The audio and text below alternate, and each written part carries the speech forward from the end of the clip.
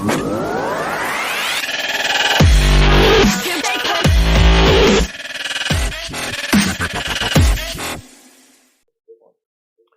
up, everybody? Welcome to SWAT MMA. This is episode number 151. I'm Jarrod here with Paul. What up? Coming to you from Las Vegas, Nevada. This is our big UFC 281 show, and we're going to be discussing whether or not Israel Adesanya can avenge his 2 losses to Alex Pereira.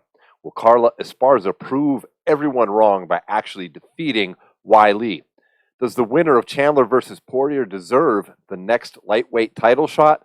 This and a whole lot more on this week's episode.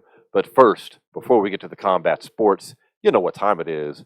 Grab you a weed, fire it up, and let's get into the weed of the week.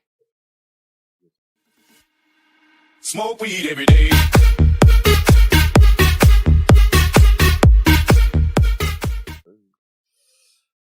Paul, before you tell us what delicious strain that is I just hit, I want to remind everybody that our weed of the week is sponsored by Binoid. If you are listening to our show and perhaps you live in an area that does not have legal cannabis like we've got here in Vegas and you're looking for an alternative, Binoid has everything that you can get legally through hemp-derived cannabinoids. We're talking Delta 9, Delta 8, Delta 10 THCs, vape cartridges, disposables, tinctures, and a whole lot more, including some of the best CBD products around. If you want to save 20%, go to our website, SWATMMA.com, and just click on the Cool Gear button. Follow the links. You'll get the best deals. Also, click the link in the description of our YouTube videos. And this week, we do have a couple different strains. So, what we got lit up right now, a little bit of New York cheesecake. So, the lineage behind this one is a little bit unknown. There's some rumors that there's some diesel and some head cheese, lineage in there. Yeah. But nothing necessarily confirmed by this. The weed strain also has there's some murky info about who was the first one to actually grow it as well. But this one here is made by Lit, which is lost in translation. This one's a nice little 19.5 THC, which that's pretty nice. It's a lot of people recently been getting into like the heavy 25s, 27s, 30s, but I feel like this one is when you look at a strain like this, you're looking for some of the terpenes and flavor also. For sure. With that THC. Got a couple solid terpenes in here too. We got the B-carotene. Yeah. Yeah, I know that one's a mouthful, right? Limonene. Beta-carotene is like a peppery type of terpene. Limonene is, of course, citrus. And what was the other one we got in there? A little bit of humulene. A little bit of humulene. This is a real smooth strain. I like this a lot. I don't think we've smoked it here on the show before, but I mean, straight up, I've been smoking so much lately. I cough a lot, even on like my regular daily smoking. This is super smooth, man. Yeah. I'm not coughing at all. Then also we do have some Kush Mints. Kush Mints. Yeah. Pretty popular strain recently in the cannabis scene. It's Bubba Kush and Thin Mints cross. Bubba Kush. I've always enjoyed the Bubba Kush. Animal Mints, I'm sorry. Bubba Animal Kush. Mints and Bubba Kush. Animal Mints and Bubba Kush. Yeah. I like saying that. Bubba Kush. But so this one's more heavy on the THC for sure. This one's coming in at 25%. Also made by Lost in Translation. This one is pretty lit too. I mean, I haven't smoked Kush Mints in the past, so we'll probably dive into this more a little bit further in the episode. But another real good strain. Well, sweet. We got some backup. I think apple fritter in my grinder over there too for the pipe. I got this some pineapple haze or some bullshit. Well, we're just loaded up. And speaking of loaded up, like that segue right there, this fucking UFC card, homie, dude, 281 is nice. This makes up a lot in my mind for like this past weekend. I mean, I'm sorry. That past fight night, I could barely even watch it. The Magny Rodriguez fight was good. All the others, I didn't even watch. I'm not going to pretend I did. The main event, I thought was atrocious. I can't get into it. Cannot get into it. I don't know. The UFC does not give a flying rat's ass about these Apex cards anymore. Like they literally don't care at all. Yeah. But this card is loaded. This card is fucking stacked though. This is just like the last pay-per-view, which we saw a bunch of extremely shitty Apex cards Yeah, leading up to just the a one, stacked card. where we had Oliveira lose his title to Makhachev. I mean, maybe this is the UFC's answer to the over of the most ridiculous amount of cards that you could ever have in a year. You It know what I could mean? be. I mean, they keep jacking the pay-per-view price up. Yeah, but if they're putting on good cards like this, like I'd pay $80 for this card. Well, we've got two title fights at the top. We've got Israel Adesanya versus Alex Pereira. We've got Carla Esparza defending against Weili Zhang. Then we've got a host of other big names: Dustin Poirier, Chandler, Frankie Edgar, Dan Hooker, Brad Riddell, Kano, Dominic Reyes, Ryan Spann, Molly McCann's on here. Matt Frivola's on here. It's a pretty good list of fights. On the undercard, because let's start down at the bottom, what jumps out and excites you before we get to like some of the more named fighters that are Well, on someone here? you just named, Molly McCann, of course. Well, Molly McCann is always an interesting matchup. Yeah.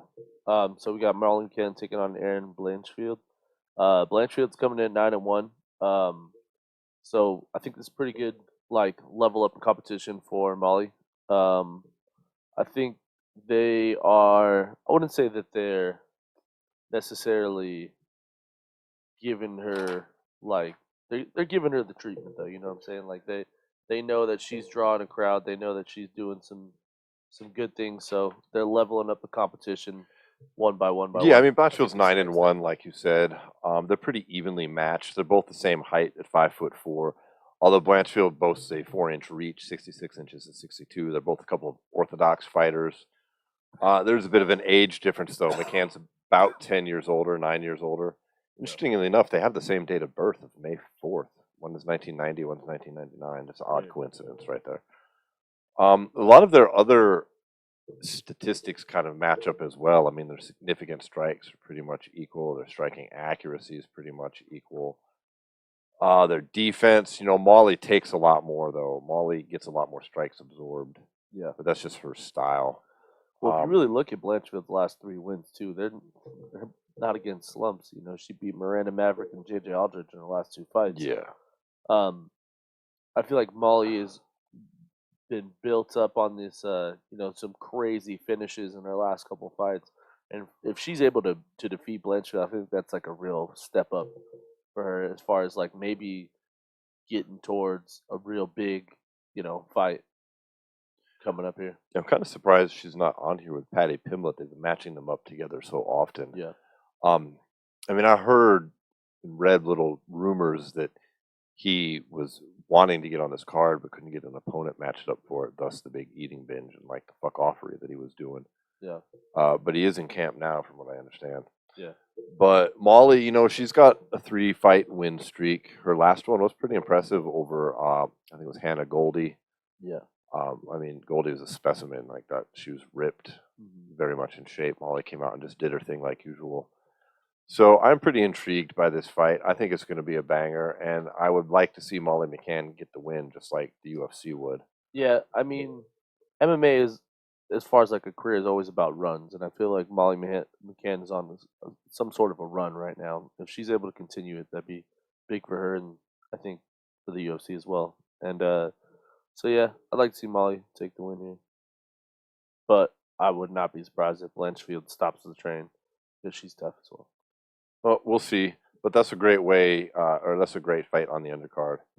I'm liking the Matt Frivola versus Ottoman Azatar. Oh yeah, that is Matt actually Frivola a pretty big is a fight. banger. If you remember, Azatar is the guy who got kicked off of Fight Island because of he escaped. Yeah, he did that crazy escape with his Yeah. gym bag. And Yeah. everybody was like, "What the fuck?" Yeah, well, I mean, he's a good fighter. There was a little bit of hype behind him back then. At that point, it was a nice lightweight matchup because Matt Frivola always comes to fight. I'm always tuning in when he's up. There's a good middleweight fight actually too, with Wellington Turman versus Andrei Petrosky. That should be a pretty good banger. Petrosky's pretty good. And then there's also a pretty decent light heavyweight matchup between Dominic Reyes and Ryan Spann. Now, I think this is a pretty important fight, actually, for Dominic Reyes. That's it for Spann as well, though. Well, this is true, but I mean, Spann is at least coming off of the win. Yeah. But we've got, Dominic Reyes hasn't won a fight since Chris Weidman. But you have to kind of take that with a grain of salt, though, because you got to look at his strength of schedule. His 3 losses are to John Jones, Jan Blachowicz, and Yuri Prochazka. We're talking about the greatest of all time, the former champ, and the current champ. So I do give him the slightest, kind of like leeway there, because talking about, 3 guys who are literally all light heavyweight champions. You know what I mean? There's no doubt. That's very true. But wins over Chris Weidman and before that, Ozdemir. Yeah. I'm not discrediting any of that, and you're correct. All those are current or former champs. But I'm just saying he needs a win here. Oh yeah, I do agree in that breath that this is a huge fight for Dominic Reyes. Just really see if he loses to Ryan Spann, like there's not saying Ryan Spann is not good, but I'm saying like that does more for Ryan Spann, puts him in like a different conversation, and then puts Dominic in the conversation. I would say that Ryan Spann wants. Yeah, we've had Spann alternating wins and losses, basically. He gets the win over Sam Alvey, then he loses to Johnny Walker. Then he gets the win over Mirko Surkov, then he loses to Anthony Smith, and he gets the win over Ian Kudalova. So now you get a little momentum going with a victory here. But, how do they really match up? We've got Reyes is, he was 12-0 before those 3 losses. Yeah. So he's still just sitting at 12-3. Spann's got a bit more experience. He's 20-7. His average fight time is a lot shorter. He's knocking fools out. Yeah. And he's got a little bit of a reach advantage. We've got orthodox versus southpaw. What do you think here? Shit. I'd like to probably see Dominic Reyes get back on track, to be honest, but I wouldn't.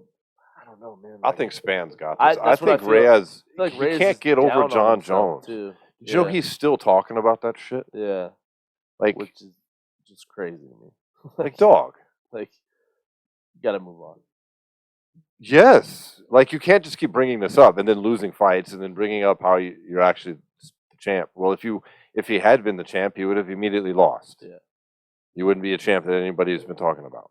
Unfortunately, I'm just keeping it real because after that, he's just lost. Well, and not to mention his last 2 losses have been devastating knockouts. Yeah. I mean, Yuri put a beat down on him and then put him to sleep. And then, not Yuri, I'm sorry, Jan. Yeah. Jan put a beat down on him. Remember, to the point where I think he bruised one of his ribs. And then Yuri hit him with the nastiest spinning elbow I've ever seen in my life. Yeah, that shit was you know? funky, dude. Like one of the most nastiest, spinning elbows ever, legit. Because that was when Yuri was kind of new to the UFC, and everyone was like, his style will never work. And then he just went out and put a fucking beat down on Reyes on the feet, and that's where Reyes is supposed to be his best. Yeah, I think that he's could have done. shook his confidence as well. I mean, I don't mean he's done, like he's never going to win a fight again, but I think I don't think he's overcome it because, like what you just said, mixed with the fact that he still can't get John Jones out of his head. Yeah. So I'm seeing another loss here. Yeah, I'm taking Spann. See, I switched you over, but yes, I'm taking Spann most likely by a TKO. Yeah, is my guess. Okay. All right. So then let's move on up the card. Next, we got Frank Edgar taking on Chris Gutierrez. I don't like this shit. I'm just going to say, I love Frankie Edgar. It's his retirement fight. Yeah, but why don't they give him something good? He's got to fight some 18-3 kid. Yeah, he's a lot younger. He's fucking 3 inches bigger than him. Frankie cannot get anybody his size. Was the guy dropped on the flyweight to fight people his size? For fuck's sake. How does this keep happening to Frankie Edgar? I got it at lightweight because they didn't have any other weight classes when Frankie first came around. It was it. That was like as small as you could go. He was like, fuck it. I'll fight guys that weigh what I weigh walking around when they're weighing 180 when they walk around, and the motherfucker won. Yeah. Right? And then he goes to featherweight, and he's still the small guy. Yeah. Then he goes to bantamweight, and he's still the fucking small guy every time. Is he shrinking? What's crazy to me is I don't know why he'd want to drop to 35 I hated the for 35 this drop. like for his last fight. I would have just done one last one at 45. Do you remember Didn't have Buff to cut Frankie hella at weight. 55? Frankie was thick and fucking all Yeah. ripped. He was almost like Sean Shirk. Remember Sean Shirk? Yeah. I was like, "Roar!" Yeah, Frankie was like that. And then I was just like the skinny little dude. yeah, it's true.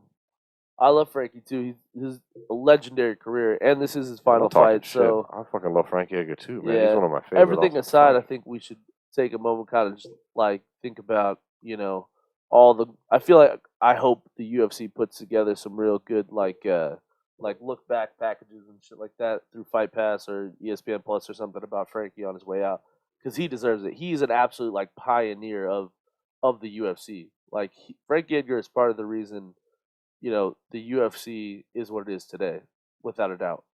Like he's been in some legendary fights, and I mean, this is a tough fight for them to give him on his way out for sure. I mean, that's the way of the world. I mean, it's not like I'm surprised by it, but it's just you think because of what you just said, Frankie might get a little more love, especially when he's been on this kind He's of absolutely like a UFC Hall of this Famer, shitty no fucking doubt. streak right now. Yeah, like You know he's what a I Hall mean? of Famer without a doubt. God damn, he's 24-10 now. I mean, just think about that shit. That's Yeah. kind of crazy. And he's unfortunately he's doing the BJ Penn, Anderson Silva slide that all these top tier fighters and former champs kind of do. Like, Well, you know what happened too is I think, like he was kind of the odd man out a lot of times, and I would say a big part of it was like during the McGregor era. I feel like he was kind of still in his prime then, and like he ended up being the odd man out. Never got to fight Conor. Never got like that huge payday, but still has Right. like big wins over all the same people that a lot of these guys have. I mean, he came out. I mean, his first fight was July 10th of 2005, Yeah. and in a 6 pro fight, he got a decision over Jim Miller. Man. Yeah. Jim motherfucking Miller. That was when he defended his reality fighting lightweight championship. He's got to win over Tyson Griffin right after that. Mark Bosek, Spencer Fisher, dude. Like, these are the fucking names from back in the day. Then lost to Gray Maynard. What's crazy? Hermes Franca, remember that dude? That dude's in That's what I'm prison saying. right now, dog. That's what I'm saying. Is like he has like names that are like old school. He's fought through all the like different Then he versions. beat Sean of the Shirk. UFC. He was 11-1 after he beat Sean Shirk. Then he beat BJ Penn. He become 13-1. That was when he won the UFC lightweight championship, and nobody thought he was going to beat BJ Penn, dude. Oh. That was for those of you listening right now. That maybe you're like new school, just getting into UFC, and you see the decline of BJ and what he's looked like maybe these past few fights if you caught him, and it was a disgrace, and you think this dude sucks. But BJ was at the height of his powers, and he was a fucking animal. And Frankie came in, and then not only did he beat him, he had to fight him again like 4 later. He had to fight BJ at UFC 118 in his first title defense too. And then you know who they gave him right after that? The only dude to beat him, fucking Gray Maynard. Dude, that was a wild fight. That was a super wild fight. That was at UFC 125, and it wound up being a split draw. Yeah, I was right here in Vegas. That was nuts. Then after that, who does he have to fight again? Of course, he's got to take on Gray Maynard. But then what happens, Paul? KO'd that motherfucker at UFC 136. That was another fucking crazy. Another absolutely wild fight where Frankie's like losing. Yeah. Like he's taking damage. He's doing a Rocky Balboa, homie. Classic beat down, turn it around, get the big KO, and fucking win. That was an epic run of his, man. Yeah. And then Benson Henderson beats him twice, That was I didn't like that second one. I thought he had that. Benson got a split decision on the second one. And then he gets the Jose Aldo fight. So there was a streak right there where he loses 3, but then who's he fight right after Aldo? And he doesn't get any credit for this either. UFC 162 and gets a win. None other than Charles Oliveira. Then he gets another win over BJ Penn. And then one over Cub Swanson when Cub was the shit.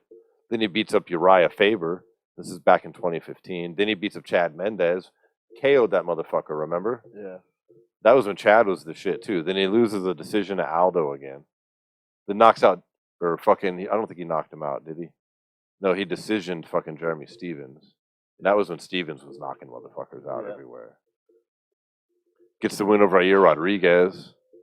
Loses to Ortega with the KO. That was the first time. That was crazy. Remember?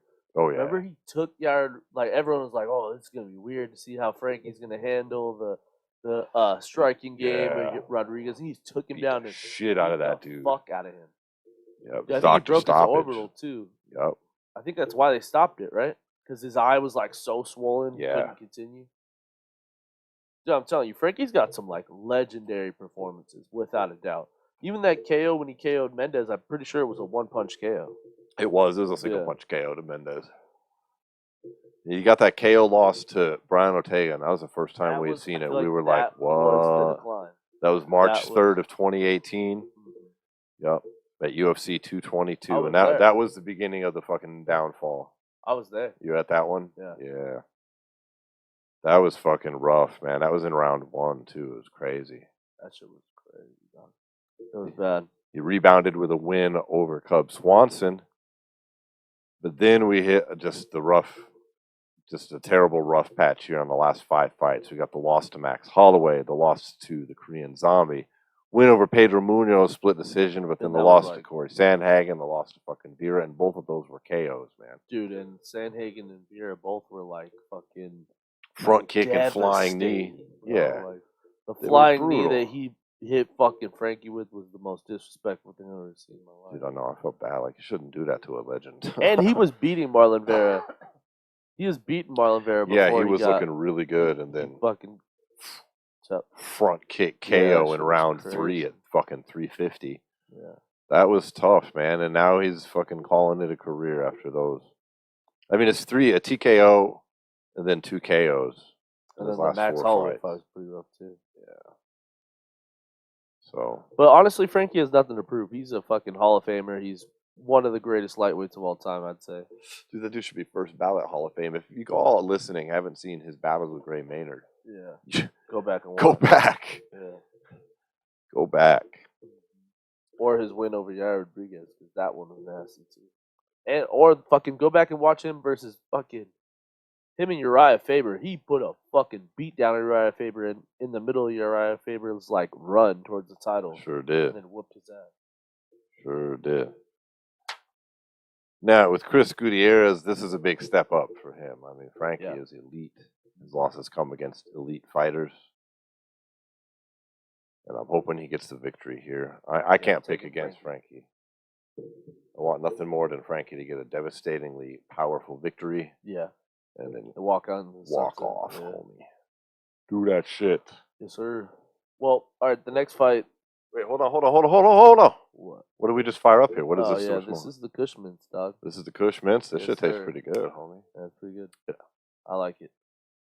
So this next fight, I think, is going to be fight of the night. This is, I think, the most interesting fight on the whole card, and one of the most interesting matchups on the card. It's Dustin Poirier taking on Michael Chandler. And this is where we get into the first of our big questions for the episode here that we talked about in the intro. Is there are ramifications behind this fight. Absolutely. And after we talk about who we think is going to win and why and some of the fight details, let's talk about those. Because the controversy comes when you look at these fighters' their records and their past like 3-4 fights is where you start to have some controversy about this. So before we dive into that, I mean, let's look at the tail of the tape here. Well, even before we go into that, I would say that Charles Oliveira losing to Islam Makhachev is the greatest thing that ever happened to these two guys. Yes, definitely. You know what I mean? So, well, they've both got the losses to Oliveira, so their chances of getting back into that mix were pretty rough if he stayed there. Yeah. You know what I mean? Now it's like, well, maybe these guys could be next. Look, we got Dustin. He's racked up a 28-7 with 1 no contest. We've got Chandler at 23-7.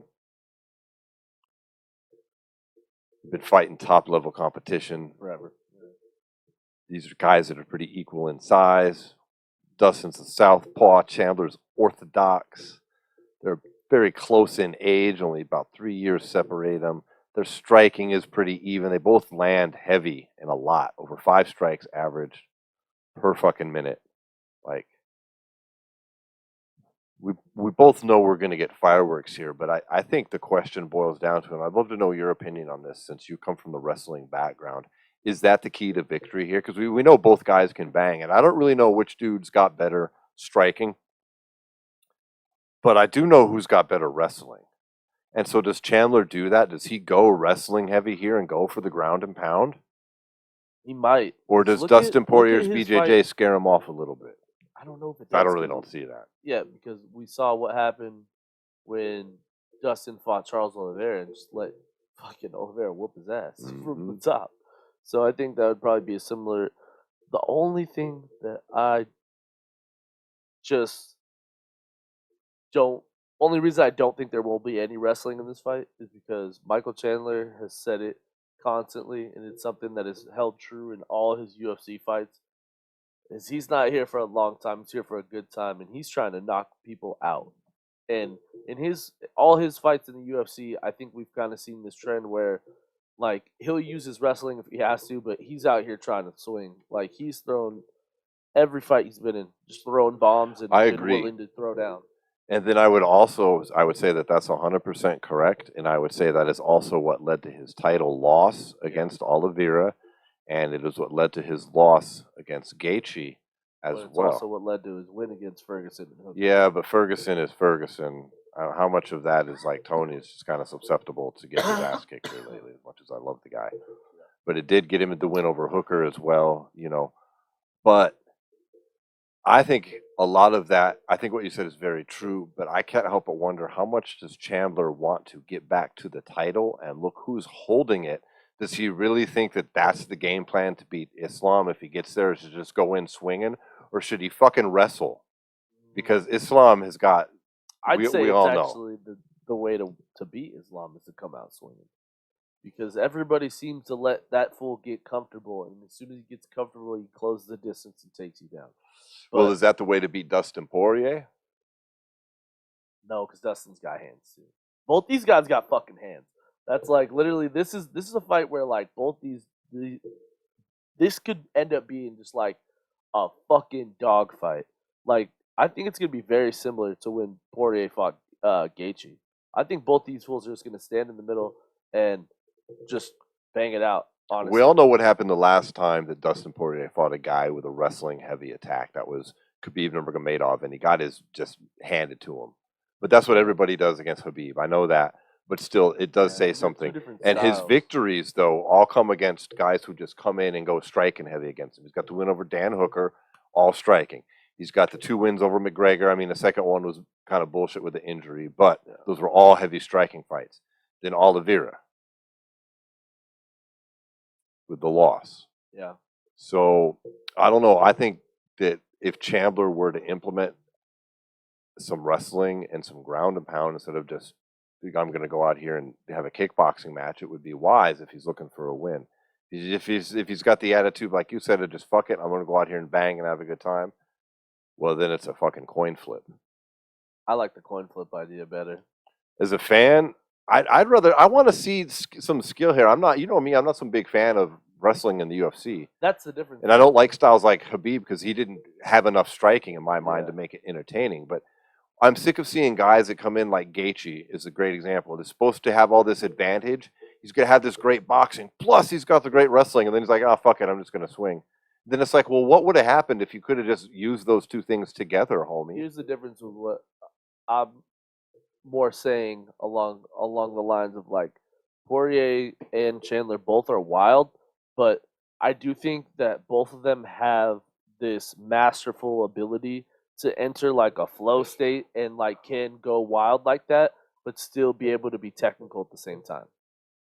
You know what I mean? Yeah. We've seen it a lot in Poirier's fights. Like you were saying, he's fought a lot of guys who are striking heavy, like Gaethje, who was wild, and he showed the reason he won those fights was because he was the most polished in those crazy moments. When you look at the Max Holloway fight, when you look at the Justin Gaethje fight, where you know those two went out and wanted to throw down with Dustin, and the reason he won those fights was he was the one who landed the better shots because he was picking his shots better, but was still able to like enter that super high pace that his opponents were setting. Yeah. You know? Well, And I think that could be the difference in this fight. If Chandler is, I would say, the more wild one on the feet, Poirier is the more sharpened. Like he'll get crazy, but he's more polished. My gut's telling me this is Chandler. I want Chandler. Maybe it's just because we met him at UFC X and he's a cool dude. He's and I really I'm like a him. big Like fan. seeing his fan interaction at UFC X, I was a fan before, but I was like, damn, this is a cool motherfucker. Because we've seen a lot of fighters, and that dude was just going the extra fucking mile for fans, and that says a lot, especially when he's been. It's not like he's new, and so he has to like build the fan base by giving that extra. Like you already got it, dude. You don't really need to do all that, and you're still doing it. That's dope. Yeah. So it could just be my bias as a fan, but I'm just feeling like Chandler here, man. I'm feeling it. Yeah. I think he's going to come out there, and I think he's going to implement some wrestling. I think he's going to surprise it. I don't think he's just going to take him down and John Finch him or nothing. Is it Finch or Fitch? John Fitch. Remember his shit so bad they made it a verb. He got fitched. He's not going to fitch him, but you know what I think Michael Chandler's best part of his wrestling game is his ability to scramble. And if he maybe isn't having the most success taking Poirier down, his ability to scramble to the next position, the next position, the next position is what is possibly going to be able to use against Poirier, you know? Because Poirier is actually pretty good at not getting taken down. He is. He's very good at he's good at avoiding that. He doesn't get taken down a lot. One thing about working at a place like American Top Team also, like, they have some of the best wrestlers in the world coming in there and helping them out, whether it's like Bo Nickel and Steve Mako, who are like literal national champions wrestling with these guys all the time. That's why you've seen people like George Masvidal, who like had zero to no wrestling, actually got, you know, who still has zero to no. He does, but you know what I'm saying? I'm Like, just kidding. compared to early in his career, like. No, you're right. It has improved. No, you're right. There's no doubt. It's improved. 100%. It was just so bad. It's just gone from awful to. I mean, when you compare it to Colby and Usman, come on. No, Those are the highest of the level. No, but you're right. It has improved quite a bit. That's true. His wrestling or his team is wrestling heavy there. Yeah. And he's training with top dogs. But I don't know what the line is. I haven't actually checked the lines on any of these fights. I say this fight's a coin flip. My heart goes with Chandler. But yeah, I'm picking Chandler. I'm picking Chandler by decision. I feel it. So, decision, huh? Yeah. Dang. So it will be a war. But I think we're gonna see some takedowns from Michael rounds, Chandler. honestly. I do. I'm probably gonna look stupid next week, but whatever. I'll own it. I Chandler. wish this fight was 5 rounds. Getting some wrestling. Because 5 rounds between these two would be a fucking dog fight. Because it would possibly start like with the wrestling, but then eventually they would have no choice but to throw down. Well, this is where it circles back a little bit to what we were saying at the beginning of the show, where I'm sick of these garbage fucking fight nights. Yeah. What kind of killer fight night would Chandler Poirier be at the top? Yeah, Chandler. How'd you do that shit? Fight night is a fucking ridiculous. Like, that's a dream. I'm just saying. They used to do that shit. It's not like these are crazy ideas. No. This used to be what you got in the UFC, but now with the ESPN deal, since they get paid the same no matter what, they just seem to be like, it's a lot more to it too. Not saying that there's bad main events. There's been some good main events, like, but they're not as consequential as they used to be. I would say it used to be more title eliminators were the fight nights. The main event of the fight night this past weekend, that Amanda Leona versus Marina Rodriguez at strawweight. Yeah. That should be on the pay-per-view where the Chandler fight is. With this because it's an important fight for the division. It's consequential, and people that know their fucking MMA know this. Yeah. It's not, and they can build up on that with people. Like, I think they can get better eyes on it instead of making it the main event of some shit that nobody's fucking watching, because people are like, who the fuck is this? Yeah, exactly. You know, I feel you. Like, to me, it's more prestigious to have them on the pay-per-view where eyes are watching the number 3 fight, and they're like, oh, okay, this must be important because it's the number 3 fight. Yeah. But anyways, I digress. We do have a 5-rounder in the co-main, though, and there's a lot of shade getting thrown here at Carla Esparza, but we've got Carla Esparza versus Zhang Weili. Most everybody that I've heard, and I don't know what the Vegas line either, is just dismissing Esparza here, is basically having zero shot. Like it's a foregone conclusion. It's going to be just an ass kicking. What are your thoughts on this? What are your thoughts on the disrespect that Esparza is getting here? I don't know, man. I kind of agree with it. I do too, in a way, but I'm going to play devil's advocate here. And I But- mean, Carla Esparza is on at least a 5-fight win streak, possibly more. I only have her last 5 fights in front of me, but she's got the win, however shitty it was, over Namajunas to win the title. Mhm.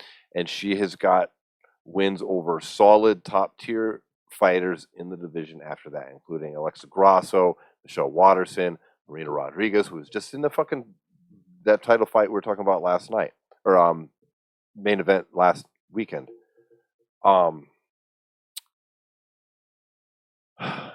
I don't quite get all the disrespect when you look over here at Zhang and her resume over the last, since her win over Jessica Andrade, she beat Joanna Jędrzejczyk, then she lost twice to Namajunas, and then she beat Joanna Jędrzejczyk. Yeah. I'm not. Joanna's, but just to kind of push back on that, what did Joanna Jędrzejczyk do to Carla Esparza? Just to play a little MMA math, because this is kind of Yeah, but that was a while ago, though. I mean, Esparza, that was in the height of Joanna Jędrzejczyk's powers. Yeah, I agree. But I just want to also, just because I feel like this fight's kind of an anomaly also in the way, because they have similar opponents, and the fights in which they fought those opponents just went so much different from each other. Like, you know what I'm saying? You got Zhang Weili, who got KO'd by Namajunas, and then also got beat pretty handily by Namajunas. But then you look on Esparza's side, and in the first fight, she actually, choked Namajunas out. Like, it was actually a pretty dominant fight. Mhm. Second fight, you can say what you want about it, but at the end of the day, she still won. She won it. She took the title from the sitting champ. So the style matchup could be interesting here, because because Carla showed us in that last fight with Namajunas, she's willing to do what it takes to implement a style that will provide a victory, even if it's really boring and shitty. Yeah. Am I right? Mhm. And super wrestling heavy. And all I hear about fucking Zhang is her striking. Oh, she's got striking like no woman I've ever seen in the UFC. And I'm not saying that she doesn't, but what do we think? Carla's going to stand there and trade blows with her? Yeah, generally in a striker versus grappler matchup, the grappler is going to want to not be on the Or is she going to fucking Namajunas her? Is she just going to smother her and just lay on top of her for fucking 5 rounds? That's probably what's going to end up happening. And get the victory. It And could then happen. people will be like, oh, that sucked. She's the worst champ ever. Yeah. But she'll But- notch another win. Yeah. I'm just saying, I wouldn't be surprised if that's what happens here. I could see And it. honestly, I kind of want it to happen because I like Carla. I don't like it when she fights like this Carla, that obviously. way. Yeah. It's just hard. It's hard to because her best performances have been much different from even the performance she put on when she beat Namajunas. Like, she was showing for a second there that she was starting to trade on the feet, and she was able to incorporate her wrestling and her striking together. And then in the Namajunas fight, it just went so back like she just reverted back to what a lot of her early UFC career, which is just go after the takedown the whole entire time, and then you're gonna win. Dude, I hated that fight. Yeah. I thought it was horrible. But Carla Esparza got the W. She got paid the same. Yeah. She gets the victory. She got the title back. I'm just saying, like, that's a lesson there for her when she's facing somebody that everybody keeps talking about how dangerous her striking is. And what did they talk about with Namajunas? It's her striking. It's not like fucking Rose is some kind of badass wrestler. She's a striking whiz. Yeah. I'm sensing the same thing is going to happen. Not necessarily Just the like a same boring stinker fight, level of a yeah. fight, but a takedown heavy. She's not going to sit there and trade blows. She's going to go in. She's going to dip, move, get the single leg, fucking with a double. I can't remember what she does, but she's going to win. I'm predicting the upset Carla Esparza, but Rose Namajunas style victory. Okay. Boring, tough to look at, grinding it out for the win. I can respect that. What do you think, Paul? Talk to me. I don't want to be disrespectful right now because I like Carla. She's a good fighter. But yeah, This is a change to me. be a It's a long 180-degree change. I was completely on board with you leading up to this fight. gonna It's be going to be a a be a long blowout night. victory for. Is that what you think? Zhang Weili? It's gonna be a long night for Carla, I think, unfortunately. She going to come out of it leaking, bruised, bloody? Honestly, hope not. I hope Minus it's the title? one shot without the title. And, you know, it's not that Carla is not legitimate champion, although the bullshit people have been trying to say online. But I think this is just a bad stylistic matchup because Carla has not the most polished defense. Like her defense is her grappling, and I feel like when you come in against someone with the power that Zhang Weili carries, like I don't know if that's the best outcome. If you're unable to get the takedowns or you have any kind of weird scrambles where you get hit with a fucking clean shot on the jaw, Yeah. like that's not someone you want to get caught on the jaw by, you know. So She's got yeah. She's got the heavy hands. Yeah. So I don't know. I'm feeling upsets all over the place, man. I like that though. I like the upset mindset. That's the way to do it. So I'm feeling Carla. Now we got the big show. I was gonna say, what do you think there's gonna be upset in the main event? Then? Depends on what you consider to be an upset. Is it a guy that's already beat the guy twice? If he wins, is that an upset? Or is it the champ who's supposed to beat everybody? If he loses, is it an upset? Because now it brings us to Israel Adesanya defending his middleweight title against Alex Pereira. Now, for those of you listening, and you might look at this and see that, Israel is 23-1. This Alex guy, maybe you've never heard of him. He's only 6-1. He's new to the game. How did he even get here, Paul? How did this guy get a title shot so quick? He's only had 7 MMA fights. What the fuck? Yeah, shouldn't he be over on the Contender Series? Him and Izzy fought twice already. Oh, where did that happen? In Glory Kickboxing. Oh, so is this guy Alex any good at kickboxing? Yeah, he's knocked Izzy out twice. What do they say about him? He's one of the best of all time. Yeah, but one of the best strikers that's ever walked the planet. Yeah, pretty much. He didn't knock him out twice. He knocked him out once, and he got a decision victory over him the first time. Then he slept him like a motherfucker the second. Left him dead on the canvas. Yeah. And he's humongous. He's huge. Yes. I don't know how he makes 185. Yeah, they are the same height. They're both 6'4". Yeah. But Alex is extremely muscular, whereas Izzy's like the young John Jones, the skinny chicken-legged motherfucker. This is probably Izzy's biggest fight of his UFC career. I would say, the toughest fight of his fighting career at this point. When you've got the 2 losses like that, when you lose a decision, then you come back to fight the guy again, and then you get knocked the fuck out terribly. Yeah. And he keeps holding on to this. I mean, I don't know how true this narrative is, but Izzy keeps talking about everyone knows I was winning that fight before it happened. And that's kind of a weird thing to say. Like, he seems to get real upset whenever the past fight is brought up. Yeah. And I'm a huge Izzy fan. I like Izzy. But that's a little something in his head he's got to get over. He's got to get over that hump. And I've heard people say that, well, this is a different sport. That was kickboxing. And I would say that is 100% true, but keeping it real, so what? Izzy's a wrestler now? Dude, what if he subbed him? How crazy would that be? What if Izzy took him down and subbed him? That'd be the craziest thing of all time. Oh, I would fucking die laughing. I'd give him mad props. That'd be crazy. He's been talking about it though, but after the Jan fight, about how he's brought. So remember going into the Whitaker fight and going into the what's the Italian cat's name? Fucking Matt or Vittori? Yeah, Marvin. Yeah, Marvin was deploying a huge, really big, barrage of wrestling, and he knew that going in. He's talked about how he's been working on his grappling and shit like that. So I don't know. What if he is? What if he comes out and tries to fucking take Pierre down? I think that's a huge mistake because Alex is strong as fuck. He's built a lot more like Jan Blachowicz than he's built like Israel Adesanya. And we've already seen what happens to Izzy when he comes in against a guy who perhaps he might even have an advantage over technically, but who's just bigger and outweighs him. And this dude has got to be some kind of weight-cutting wizard. Yeah. I mean, I'm not trying to be funny.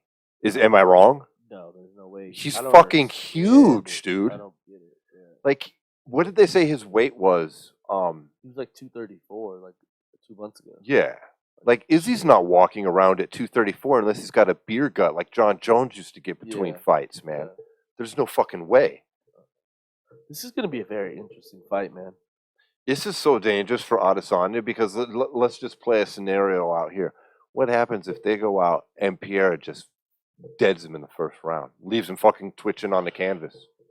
Because you know what that does to Adesanya's reputation, dude? Pierre, Alex just stole it. He just stole all the smoke, all the rep, everything. And Izzy will forever be like, yeah, well, he was good, but that Alex dude is so much better. It'll be 3 victories, and that'll be it. If he flatlined Izzy, that would be fucking devastating. Izzy's whole legacy's gone, dude. Yeah. It's like it didn't happen. Yeah.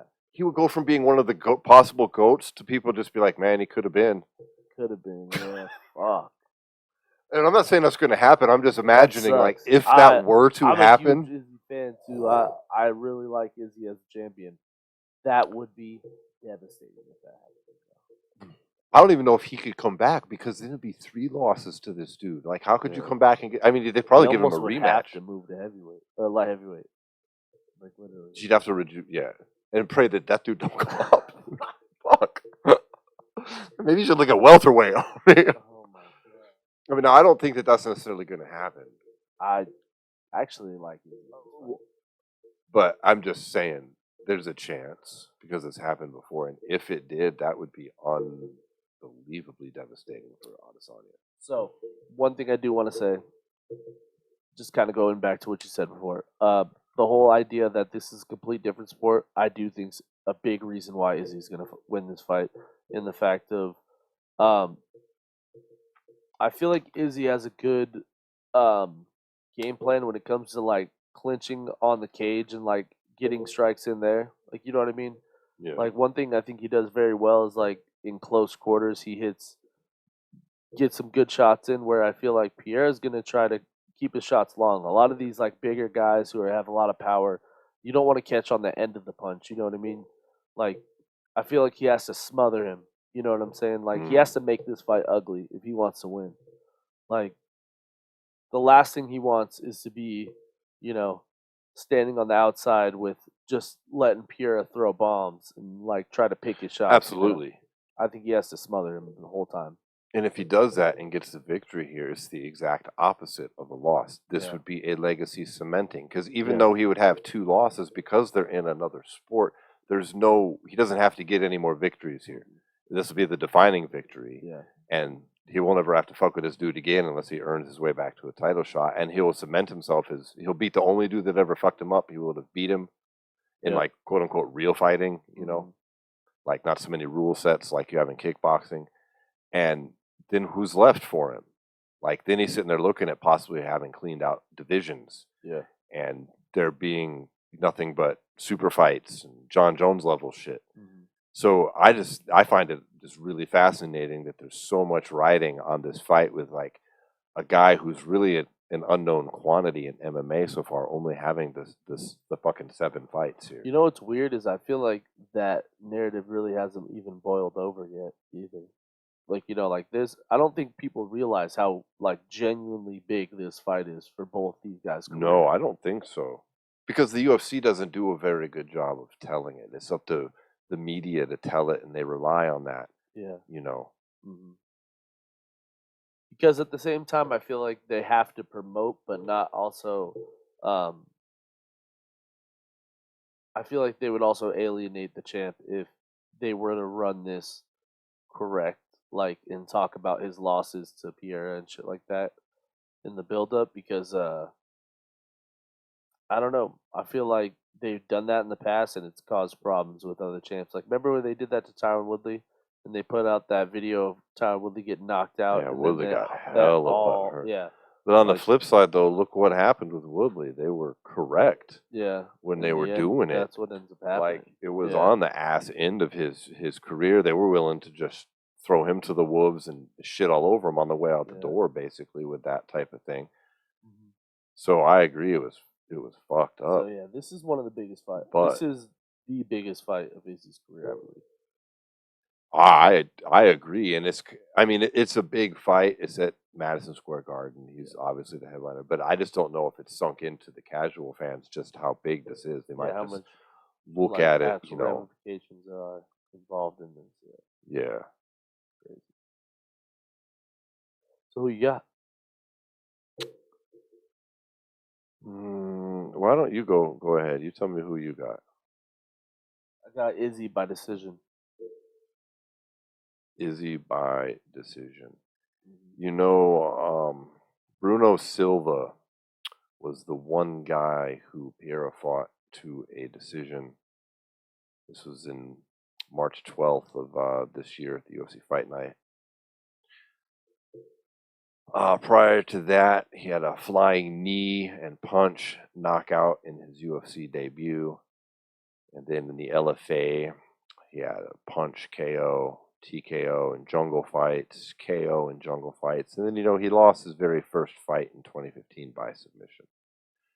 In his middleweight debut in Brazil, which you can guarantee it was in Brazil. He's fighting some BJJ wizard, you know what I mean, who he was still learning. But I think that loss kind of taught, I'm just guessing here because there's not a whole lot I know about the guy, but I'm guessing that loss taught him that he really needs to shore that up. He's in Brazil. I think he's training with a lot of top-level guys. Yeah, he trains with Glover. When it comes to grappling, when it comes to mixed martial arts. I don't think he's kind of like when Alistair Overeem came over into MMA, I could be mistaken here, but he, in my mind, had been focused more throughout his career on that type of thing. Yeah. And he was, Dutch, and Dutch, they're certainly not known in the Netherlands for their fucking Brazilian jiu-jitsu. Okay, they were known for their kickboxers. Where Pereira's coming from just a different culture and a different background, where I just think that the difference that you were highlighting, the fact that it's a different sport and it's mixed martial arts, I agree with it, but I think he's ready for that. And I think he's going to knock Izzy the fuck out again. I really do. I think Israel Adesanya tends to get a little bit cocky, and I think he's going to get fucked up here. And I wish it wouldn't happen in a way, because I'm a fan of Adesanya as well, and I like it when we have extremely dominant champs. Actually, I do. And if Izzy gets the victory here, I'll be happier. Yeah. Because I think that will cement him as an all-time great, and I enjoy being in these eras and seeing this stuff. You know what I mean? Because when we all get old, we'll talk about it. Yeah. But I don't think that's what's going to happen. My gut is telling me we got another upset here, and Pierre's going to knock him the fuck out, and Izzy's not going to recover from it.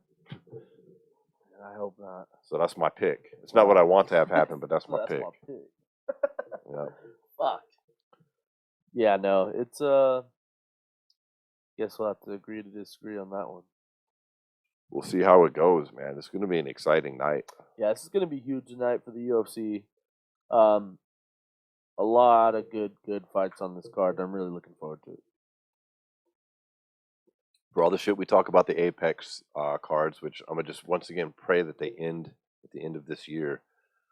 We go back to live fight nights where they have to attract a crowd. Thus, they have to make them better. Yeah. But we'll see. But this card is definitely worth it.